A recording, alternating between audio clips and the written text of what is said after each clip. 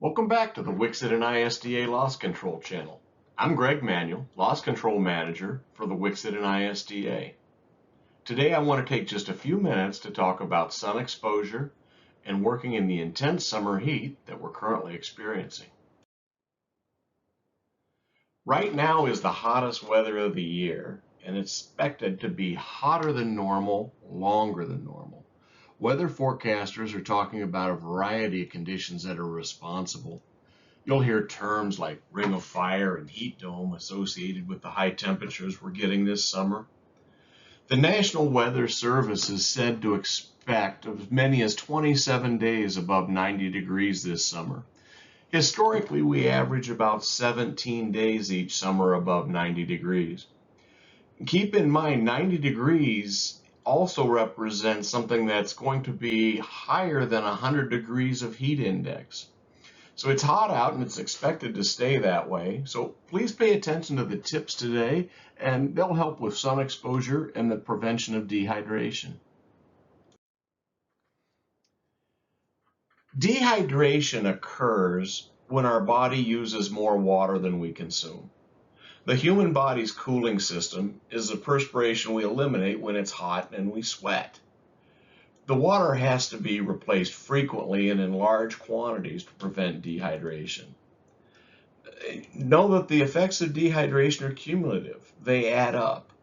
If you lose hydration in extreme heat at the rate of 32 ounces per hour, then a 12-ounce bottle of water at break time isn't sufficient to rehydrate. Take frequent breaks in the extreme heat and drink more water than you think you need. This has to be taken seriously. Heat stroke is a potentially lethal condition. Heat stroke, or sunstroke, they're the same thing, occurs when the body becomes severely dehydrated. Unchecked, it can lead to permanent brain damage or death. Symptoms of dehydration are easy to spot normally. Not all of these symptoms may be present together, but dark urine is always a symptom of dehydration. Remember, if your urine's clear, you're in the clear. Other indicators of dehydration can be things like headache and muscle cramps, fever, chills, dry mouth, skin, fast heartbeat. We need to keep an eye on each other though. Things like fatigue and confusion. Sometimes those are seen by coworkers before we can realize it ourselves. Fatigue and confusion are also contributing factors in many other types of accidents, like motor vehicle accidents or falls. Preventing dehydration is easy. Don't wait until you're thirsty to drink. Drinking water is important, and sports drinks like Gatorade are a great supplement.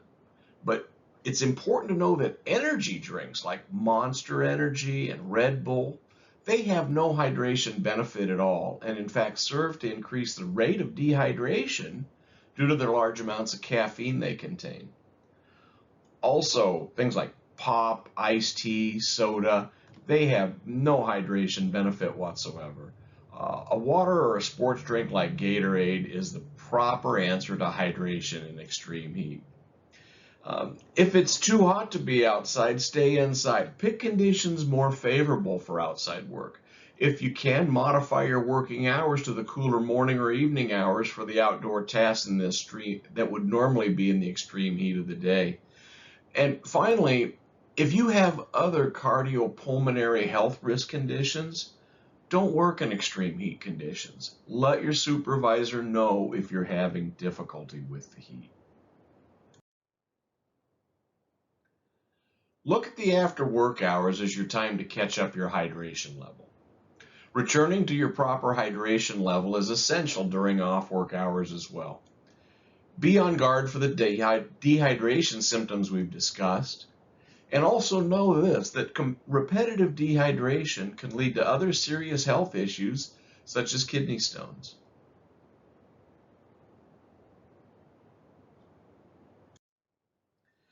If you work outside for any length of time, you need to be concerned with the hazards that come with sun exposure. Sunburn for sure, but long-term risks like skin damage, Premature aging and skin cancer are very real hazards we face when we're exposed to the sun's rays without protection from UV rays. The risk of melanoma or skin cancer is well known, and it's related to unprotected exposure to the sun's UV rays. It's easy to prevent overexposure to the sun also. And here's two key methods. While it's not often considered personal protective equipment, an effective sun hat is really part of your PPE for outdoor work. What you should wear is a wide brim sun hat, something like this one right here, where it's going to provide protection to the side of the face, ears, and the back of the neck and shoulders. The one on the right side, same thing. We can see it's going to provide a nice shaded area to the exposed areas of the back and side of the head. These bucket hats like we have down here, they work also. They don't provide quite as much protection to the side of your face, but they do still cover the ears and back of the neck. They're acceptable. What you want to avoid is the traditional baseball cap. They don't do much more. They're good for keeping the glare off your eyes, keeping the sun out of your eyes, but they provide no protection whatsoever for the side of the face, ears, and back of the neck. And those are key exposure areas for melanoma. Another item that you don't think about as personal protective equipment, but it's just as necessary, is sunblock or sunscreen. It's mandatory if you're working in direct sun exposure for more than a few minutes. A minimum of 30 SPF, that skin protection factor, that's required for acceptable protection. What's needed really depends on your skin's complexion, but a higher SPF is always better.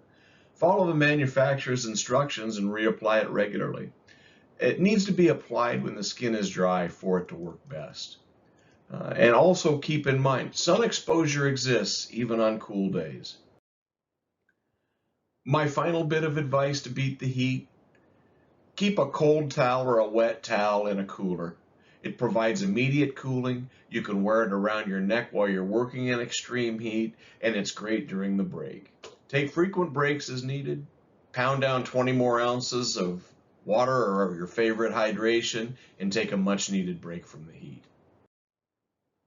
I appreciate your interest, and I'm glad you watched this short video. Please give it a like and subscribe for more information from the WCSIT and ISDA Loss Control channel. You can also reach out to me directly at my email address below. I'd love to hear from you. Thanks for watching. Stay safe, and I'll see you on the job out there. Have a great day.